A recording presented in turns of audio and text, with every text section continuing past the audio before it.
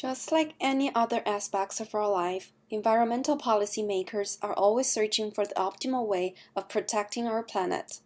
California, one of the world's biggest economy, is also one of the largest greenhouse gas emitters. Policies and regulations are enacted across countries in aim to reduce emissions, including emission taxes, improving energy efficiency, or purely setting emission standards for individual companies. In 2012, California started to adopt cap-and-trade system for its emission market. The whole mechanism behind the cap-and-trade system is that the cap sets for the limit of air pollution that can be released by California Air Resource Board (ARB), which is also called Annual Allowance Budget. It covers all major sources of pollution, including natural gas, transportation, manufacturers, and electric power generation. Allowances are allocated across industries so that emitters can only release the limited amount of pollution. It requires companies to plan ahead for its emission schedule.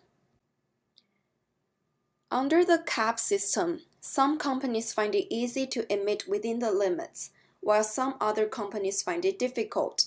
Trading allows energy-efficient companies to sell excessive allowances and turn the pollution cuts into real money. At the same time, it gives companies which are struggling with the limit flexibility to buy the allowances.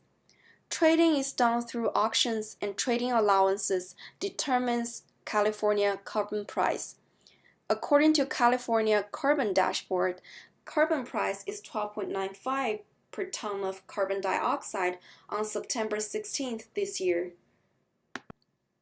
California Air Resource Board utilizes two linear models to calculate the allowance allocation across industries and companies.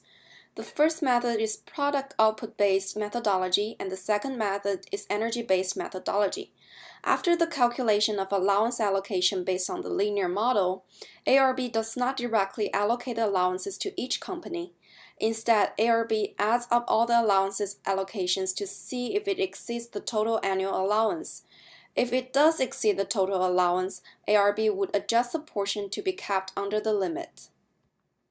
Became effective in 2014, California linked Quebec, another pioneering leader controlling emissions for cap-and-trade system, which enlarges the scope of air resource management. Despite all the benefits brought by cap-and-trade, challenges still exist, such as market functionality problems, government's ability to find new partners, and the optimal balance of free allocation and allowance auction determined by ARB.